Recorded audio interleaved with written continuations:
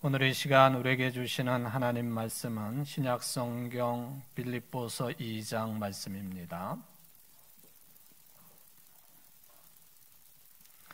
빌립보서 2장 14절부터 18절까지 말씀을 봉독해 드립니다. 모든 일을 원망과 시비가 없이 하라. 이는 너희가 흠이 없고 순전하여 어그러지고 거스르는 세대 가운데서 하나님의 흠없는 자녀로 세상에서 그들 가운데 빛들로 나타내며 생명의 말씀을 밝혀 나의 다름질이 헛되지 아니하고 수고도 헛되지 아니하므로 그리스도의 날에 내가 자랑할 것이 있게 하려 함이라.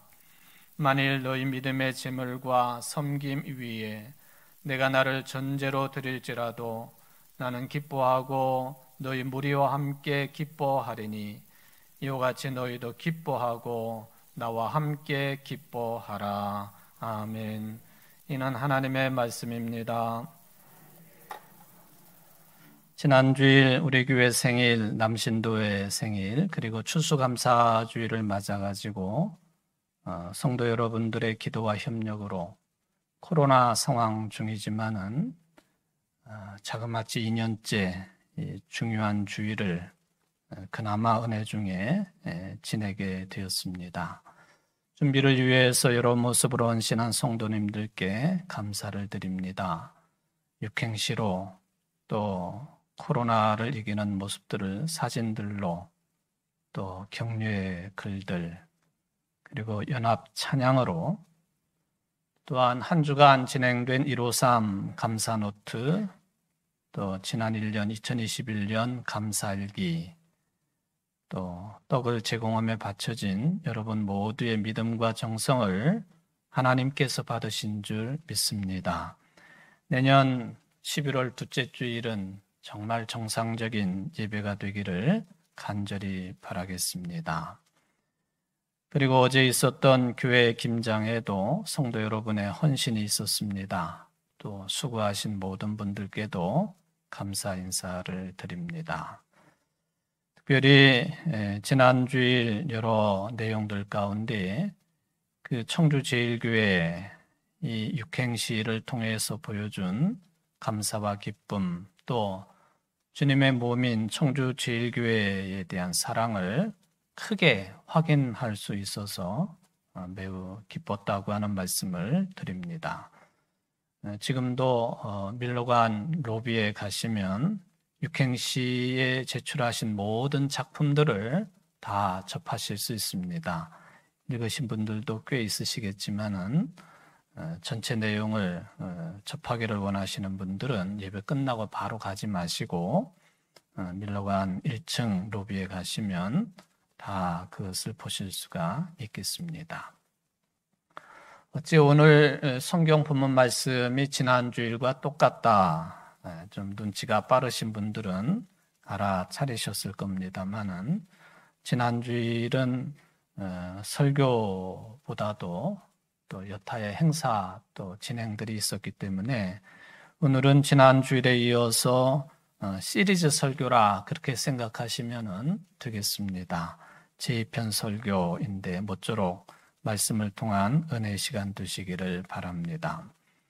우리들이 지난번에 특별 새벽 기도회 동안에 빌립보서 전체는 아니지만은 빌립보서 일부분을 가지고 하나님의 말씀을 상고해 보았습니다. 그때 드렸던 말씀의 내용 가운데에 빌립보서에는 다양한 내용들이 들어있기는 하지만 그것을 두 가지의 큰 주제로 나눌 수 있다 하는 그런 이야기를 전해드렸습니다.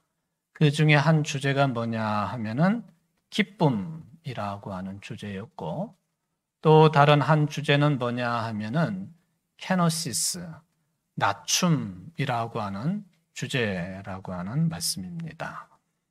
이 기쁨과 낮춤, 우리 그리스도인들의 삶의 당연한 내용들이고 또한 빌립보서를 통해서 확인할 수 있는 것은 바로 사도 바울의 아주 크나크고 위대한 신앙 고백이고 또 빌립보 지역의 그리스도인들에게 보낸 편지라고 할 때에 아주 시적절하고 또 정말 적합한 그런 내용들을 강조한 그런 말씀이 빌립보서라고 하는 것을 확인을 해볼 수가 있겠습니다. 사도 바울이 그가 어떤 현실 속에서 또한 이 편지를 보냈느냐 하는 것도 이 기쁨과 그리고 낮춤이라고 하는 두 주제를 접근하는데 상당한 도움을 받을 수 있는 그런 내용들이라고 하는 것을 말씀을 드릴 수가 있겠습니다. 그 중에서 케노시스, 낮춤이라고 하는 주제를 좀 먼저 생각을 해보려고 합니다. 우리 기독교의 가르침 가운데 이 케노시스라고 하는 것이 있습니다. 그냥 그대로 직역을 해버리면 스스로 낮춘다, 스스로를 비운다 하는 그런 뜻이 되겠습니다. 자, 그러므로 이 케노시스라고 하는 것이 복음서의 내용과 그리고 복음의 정신에 따라서 바울이 쓴 편지의 내용들을 연결을 시켜보면 구체적으로 무엇을 가지고 케노시스라고 부르는지에 대해서 여러분들이 금방 알아차릴 수가 있겠습니다. 바로 하나님 자신인 예수님께서 인간의 몸으로 이 세상에 내려오신 것, 그 자체가 곧 낮아지시고 비우는 것이었습니다. 바로 성육신 자체가 하나님이시지만은 사람의 모습을 입고 오신 그 자체가 낮추신 것이고 비우신 것이다. 케노시스다 그런 것이죠. 세상에 여러 종교들이 있습니다만은 기독교의 이 정신과 교리와 가르침 가운데 가장 위대한 점이 있다고 한다면 바로 하나님께서 기꺼이 낮아지시고 또 비우셔서 인간 되기를 마다하지 않으신 점이다. 그렇게 표현할 수가 있겠습니다.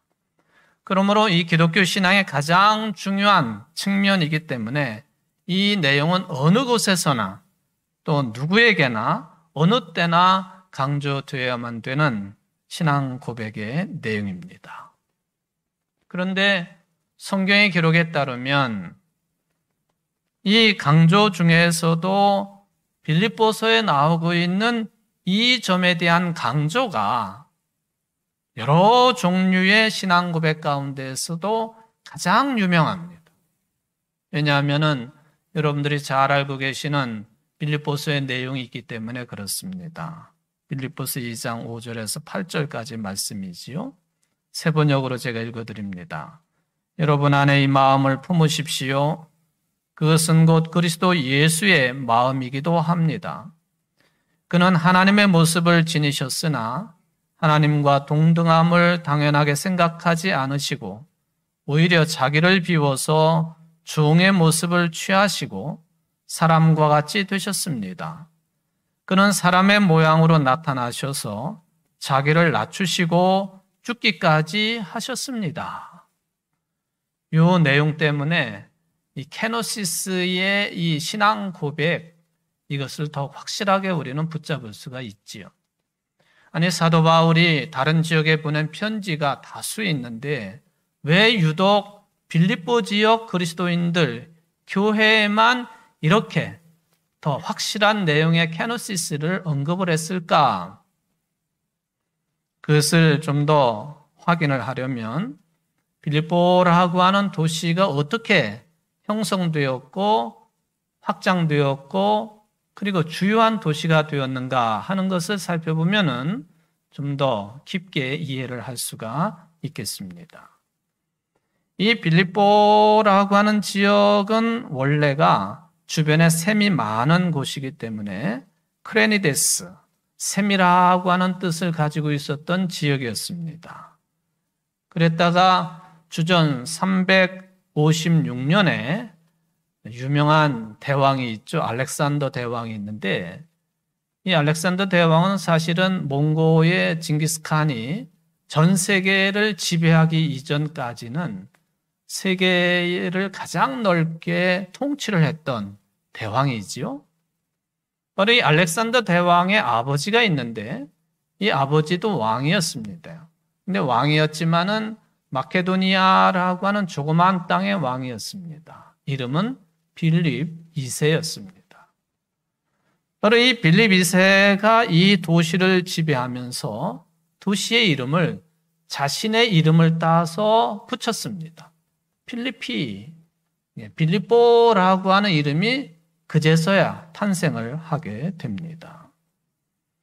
그 후에 주전 168년 이 마케도니아 땅이 로마의 속주가 되었습니다. 그 후로는 이 빌립보 지역은 어떤 형세가 되었느냐 하면은 당시의 세계라고 할 수 있는 로마하고 그리고 늘 대결 구도에 있었던 지금의 터키 지방을 중심으로 하는 동방세계하고를 연결해주는 그러한 통로 역할을 감당을 합니다. 이 역할을 감당하게 된 결정적인 계기가 1세기 중엽에 로마 제국이 포장도로를 건설하지 않습니까? 제가 여러 차례 언급을 했습니다만은 지금의 로마라고 하는 나라를 가보게 되면 사도 바울도 그 길을 이용한 것으로 되어 있는데 나폴리라고 하는 항구 도시로부터 로마까지 아피아 가도라고 불리우는 그때 당시에 포장도로가 지금도 흔적이 남아 있습니다. 2000년이 넘은 흔적이지요. 그러니까 모든 길은 로마로 통한다 하는 그 말이 거짓말이 아니었습니다. 나폴리로부터 로마까지 아피아 가도가 있는 것처럼 저 동방 아시아로부터 빌립보를 거쳐가지고 로마까지 가는 길, 그 길도 1세기경에 탄생을 하는데 비아 에그나티아라고 불리우는 도로가 탄생을 합니다. 바로 이 도로가 생김으로 인하여서 이제 국제적인 포장도로거든요. 빌립보라고 하는 도시는 비약적인 발전을 하게 됩니다. 모든 물산이 그쪽으로 통해서 로마로, 로마에서 빌립보를 통해서 동양으로 모든 인물들이 주요한 인물들이 그렇게 통행을 하고 또한 주요한 역할을 감당을 하는데 사도 바울도 그 길을 이용했다 하는 것을 확인을 해볼 수가 있겠습니다.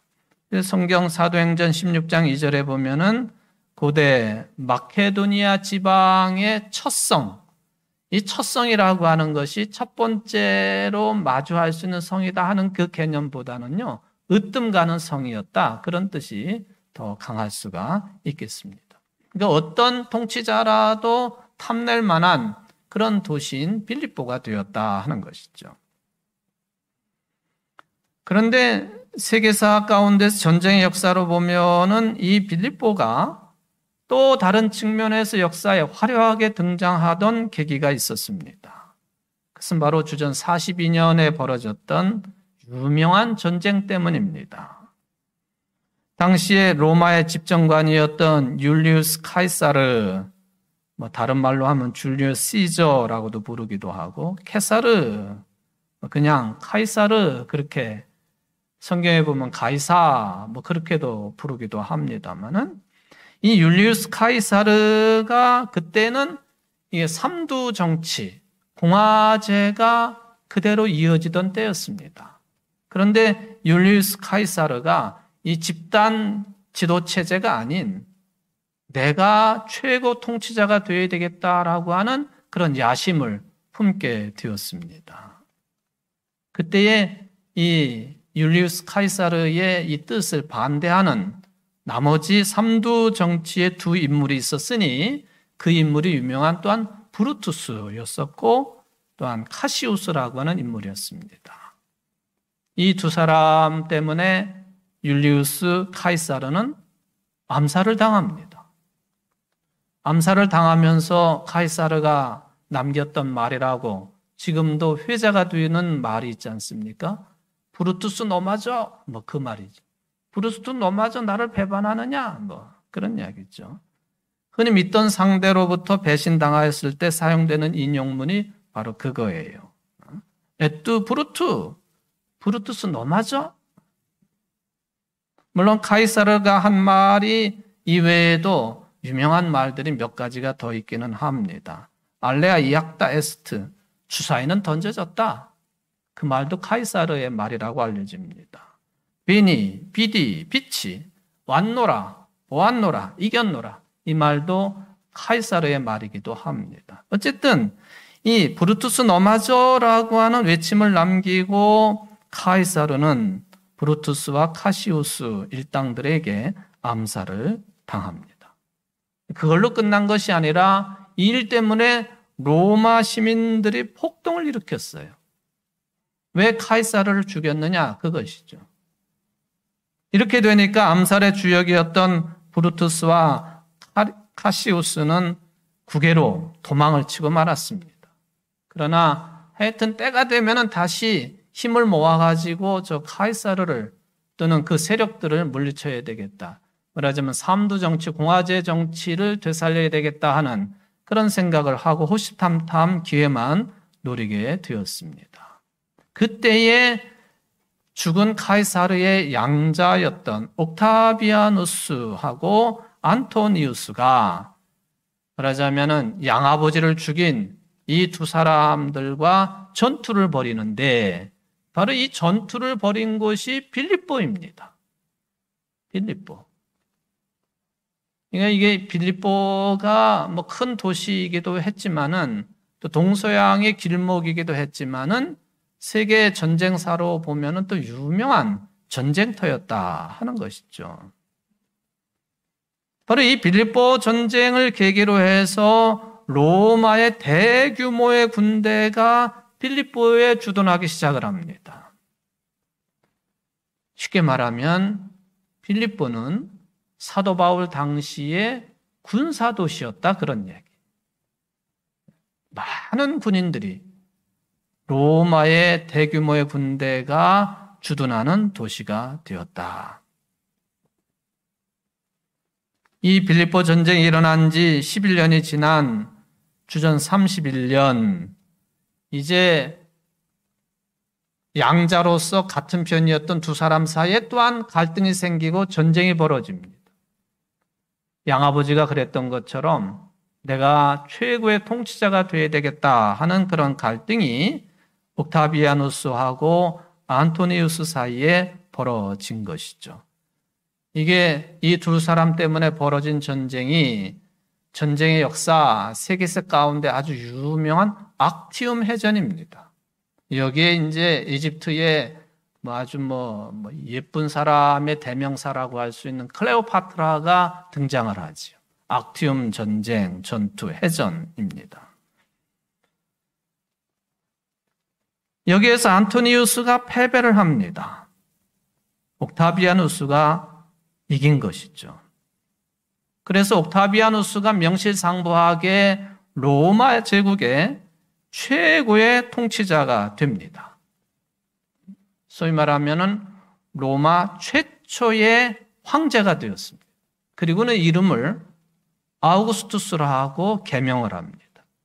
옥타비아누스가 아우구스투스가 되었다 하는 것이죠.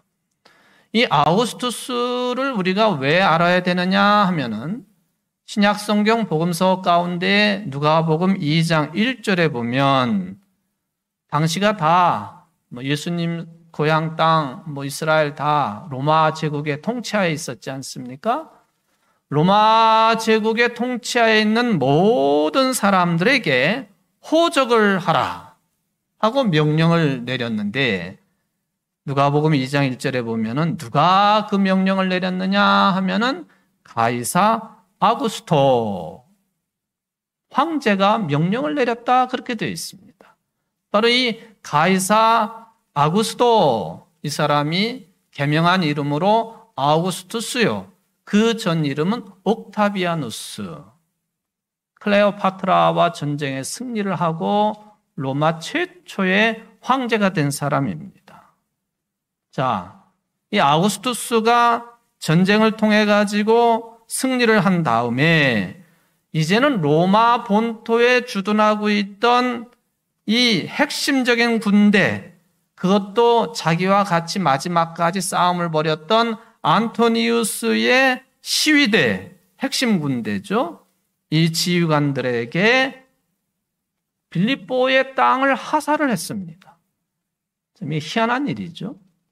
마지막까지 자기하고 적대시하고 전쟁까지 벌이고, 이 안토니우스는 이집트의 클레오파트라까지 등에 업고서 싸움을 벌였던, 누가 황제가 될 것이냐 하고 끝까지 싸움을 벌였던 이 안토니우스의 가장 핵심적인 부대, 시위대의 말하자면 지휘관들에게 지금 우리가 편지로 읽고 있는 이 빌립보 땅을 하사를 합니다. 환대를 한 거죠. 이것은 작전일 것입니다.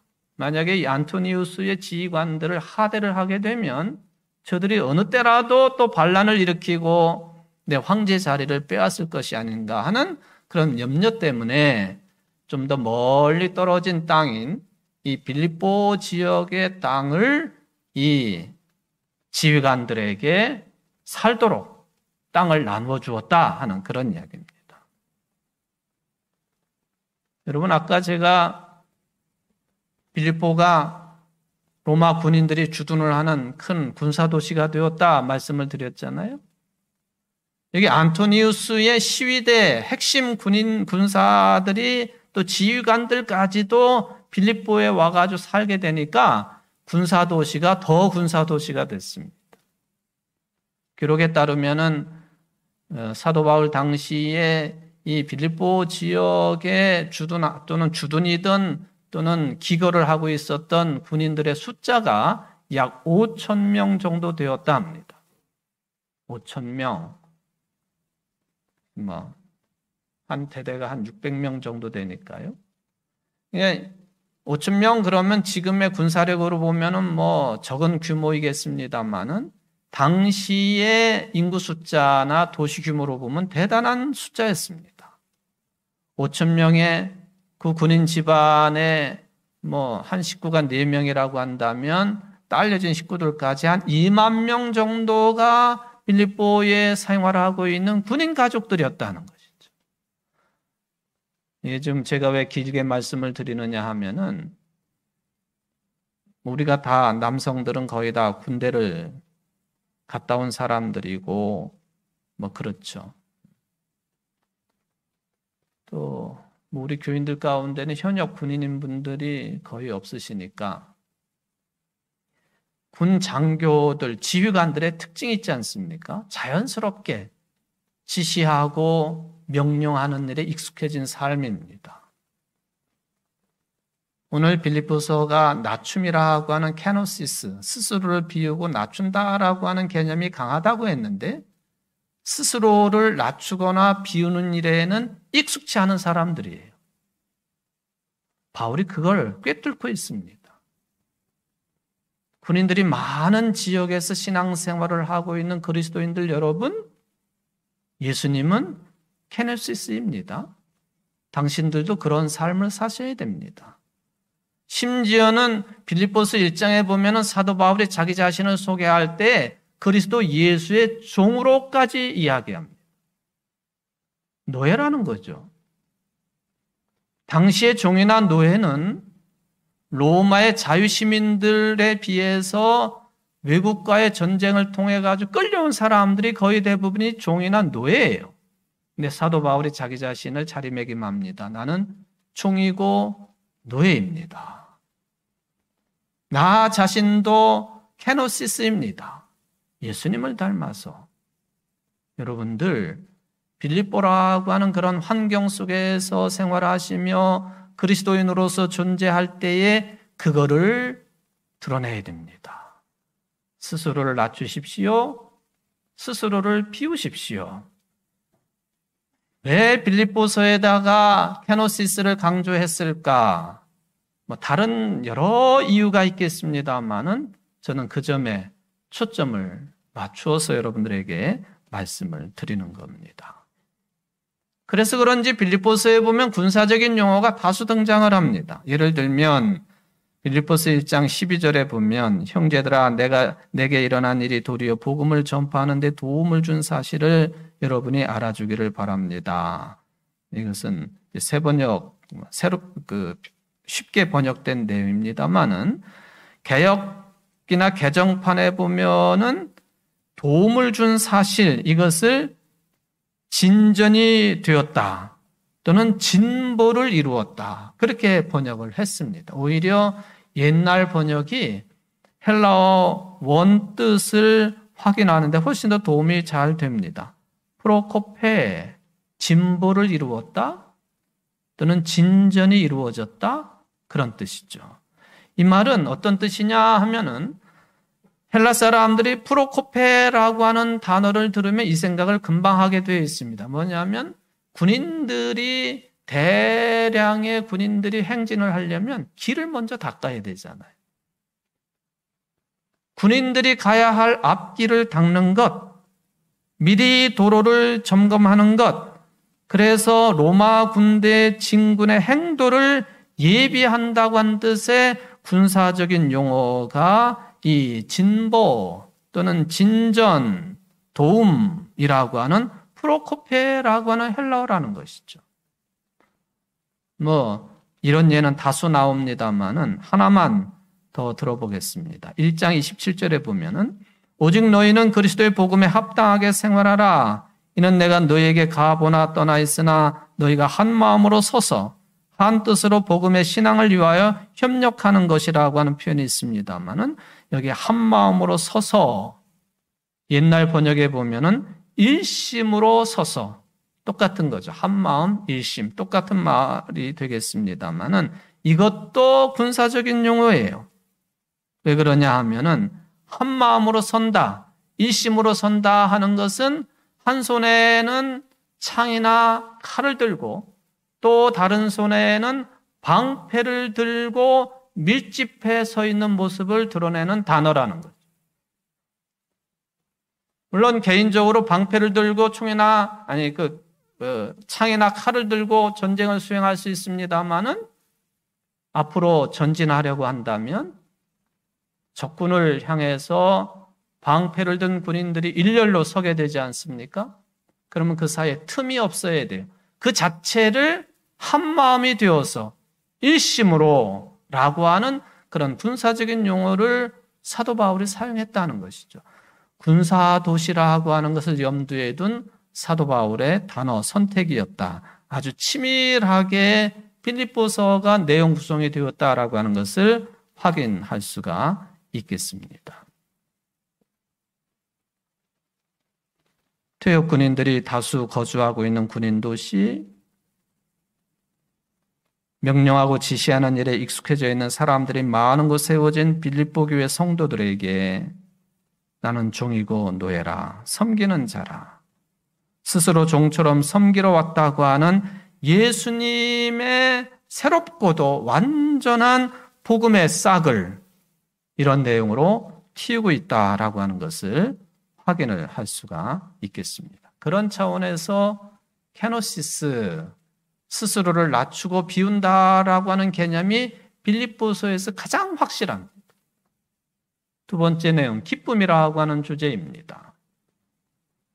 빌립보서를 별칭을 붙인다고 한다면 기쁨의 편지라고도 부르고 있습니다. 이것도 첫 번째 주제를 접근하듯이 좀 다른 어떤 내용과 연결을 시켜보면은 도대체 이 바울이 빌립보서를 어디서 기록을 했느냐? 어떤 상황 속에서 빌립보 교인들에게 편지를 써서 보냈느냐 하는 것하고 깊이 연관이 된다는 것입니다. 사도 바울의 편지 가운데 보면은 4종류의 편지가요, 옥중서신이라고 불려집니다. 에베소서, 골로새서, 필레몬서, 그리고 오늘 본문이 들어있는 빌립보서입니다. 다시 한번 확인할까요? 옥중서신, 즉 감옥에 있으면 쓴 편지라는 거예요. 에베소서, 골로새서, 빌립보서, 필레몬서. 말하자면 이 빌립보서는 사도 바울이 어둠컴컴한 감옥, 꼼짝도 할 수 없는 감옥, 신세 한탄을 할 수밖에 없는 감옥, 불평과 불만이 터져 나올 수밖에 없는 감옥, 바로 그 자리에서 썼는데 기뻐하라고 합니다. 나도 기뻐합니다. 빌립보 교인 여러분들도 기뻐하십시오. 우리 같이 기뻐합시다. 그래서 빌립보서의 별칭이 기쁨의 편지라 그렇게 불리워집니다. 억울한 일을 당하면 또 내가 원치 않는 일을 당하면 어떤 일에 대해서 또 어떤 사람들에 대해서 원망하고 불평하고 신세 타령하는 건 인지상정 아닙니까? 그런데 사도 바울은 원망하고 불평하고 신세 타령이 아닌 오히려 영적으로 더 깊은 차원으로 내려갔다는 거예요.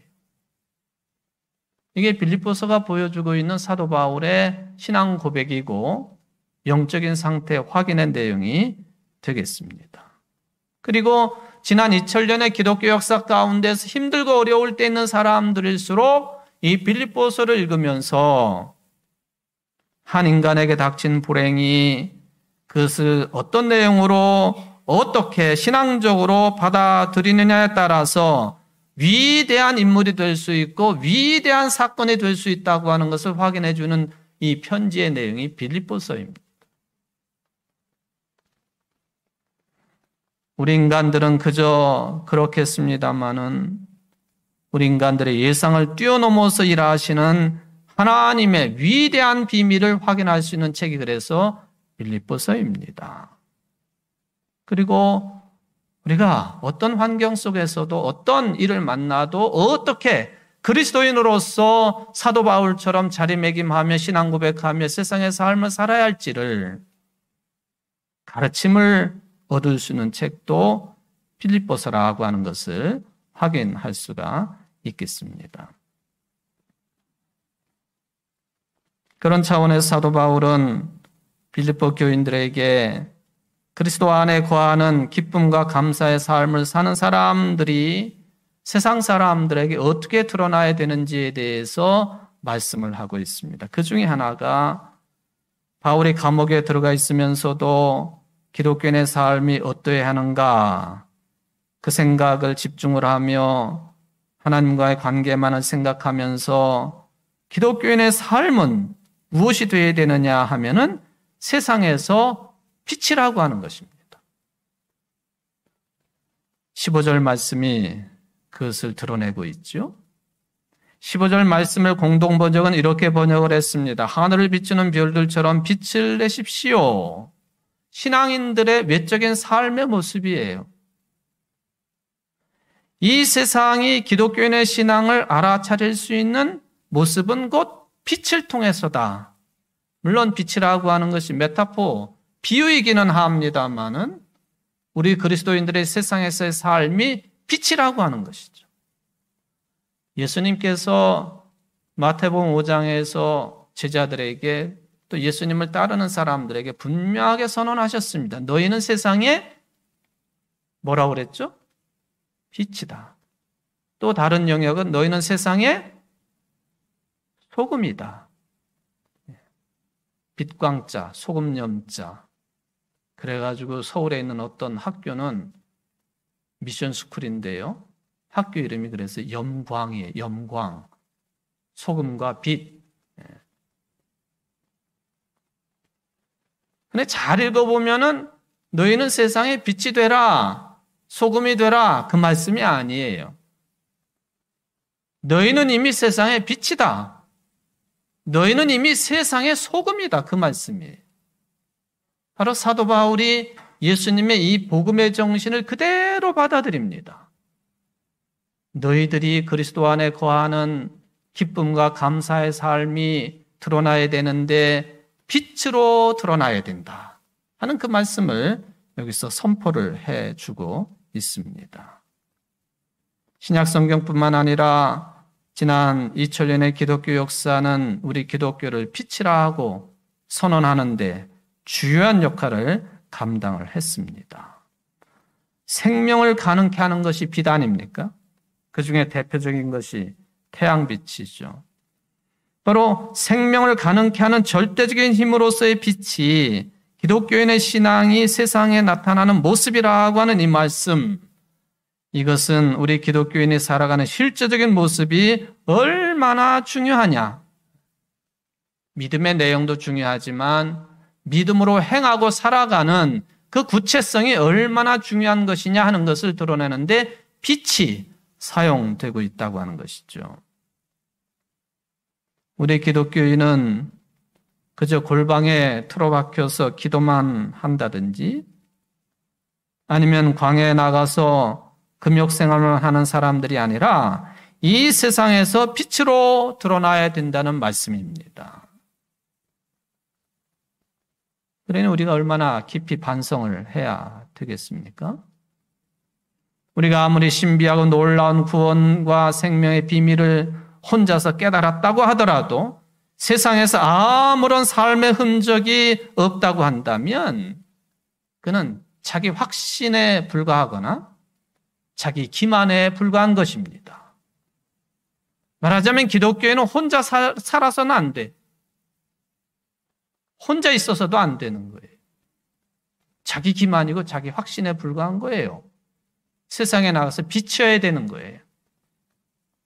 그런 차원에서 우리 교회가 빛으로 존재하고 있는가 하는 질문은 항상 해야 됩니다. 그런데 이 어둠의 세상 속에서 빛으로 살아간다고 하는 건 말처럼 쉽지 않아요. 세상은 어둠 그 자체 아닙니까? 초대교회 교인들도 당시 세상을 그런 어둠으로 체험을 합니다. 물론 어둠이라고 하는 것이 직접적으로 기독교를 박해하고 교회를 박해하고 믿는 사람들을 박해하는 반기독교적인 집단만을 뜻하는 게 아니에요. 세상을 지배하고 있는 모든 힘의 질서는 어둠 그 자체입니다. 다툼과 허영을 기초로 하기 때문에 그렇습니다.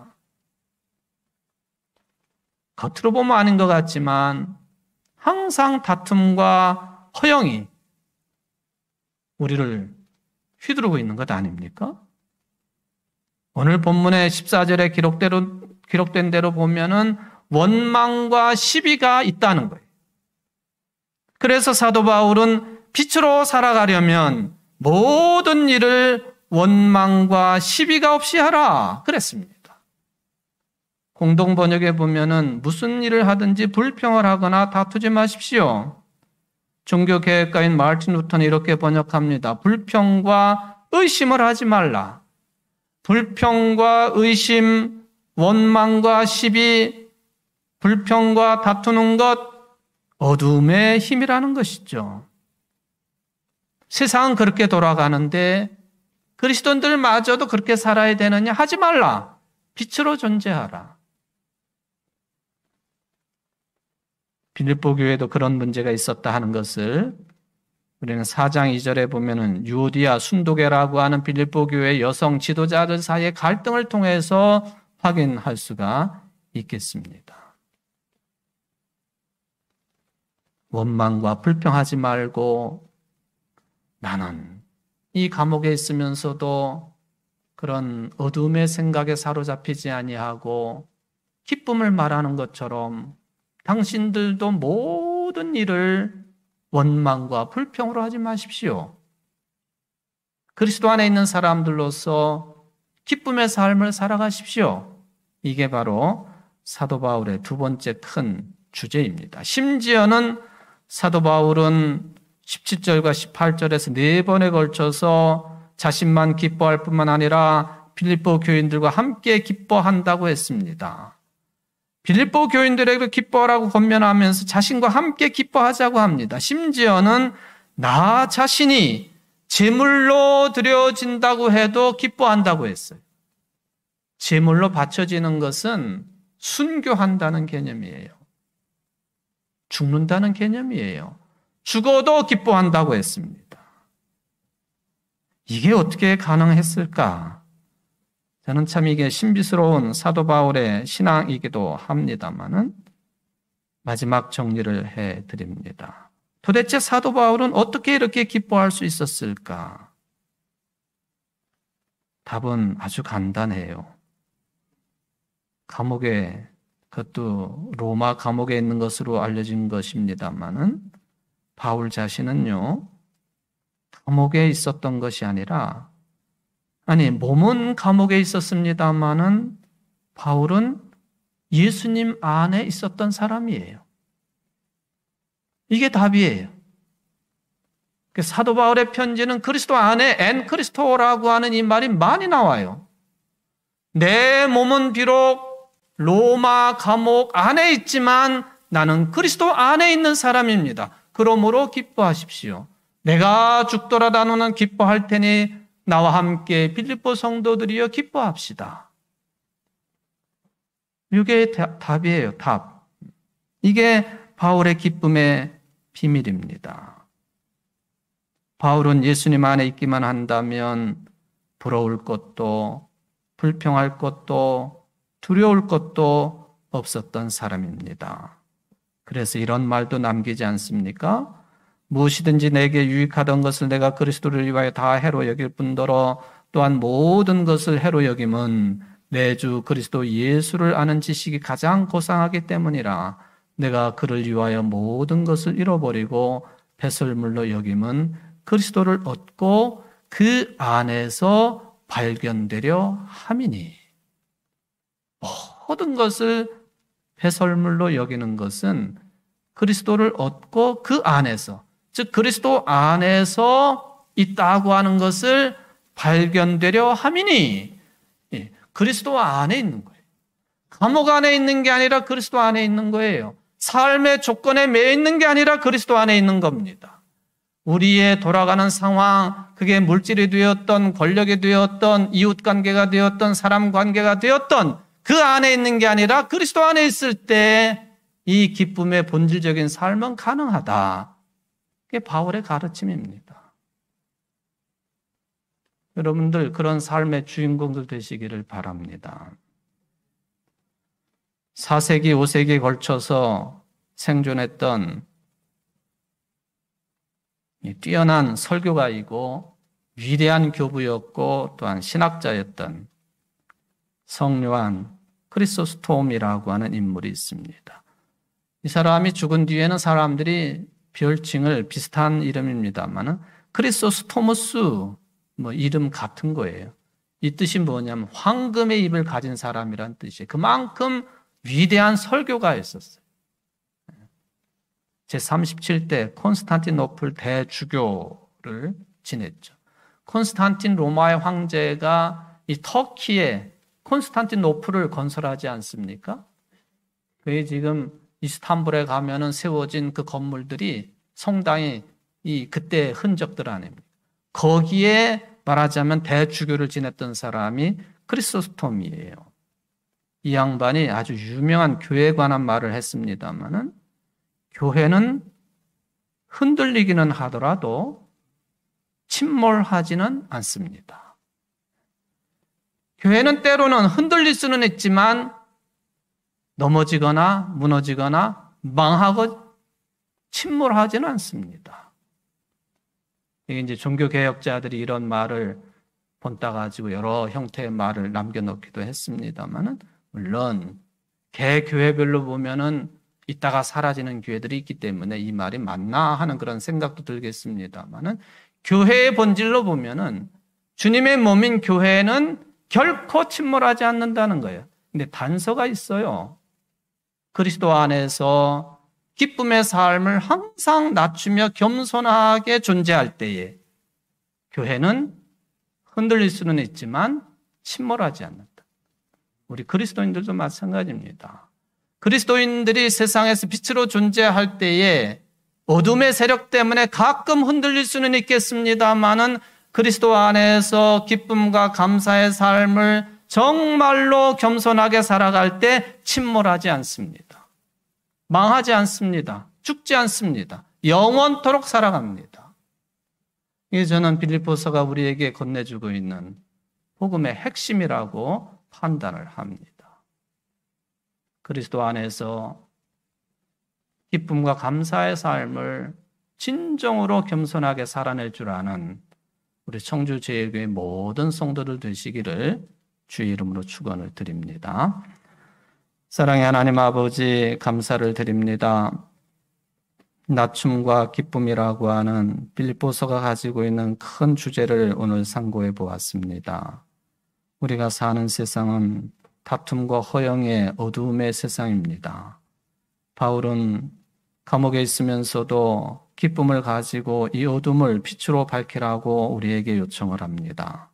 감사와 그리고 기쁨의 삶을 통하여 그리스도 안의 삶을 통하여 겸손하게 살면서 빛으로 존재한다고 하는 자긍심을 가지고 이 한 주간도 열심히 거룩한 삶을 다짐할 줄 아는 여기에 모인 모든 성도들과 그리고 온라인을 통해 예배를 드리고 있는 모든 성도들이 될 수 있도록 복을 내리워 주옵소서. 예수님의 이름으로 간절히 기도하옵나이다. 아멘.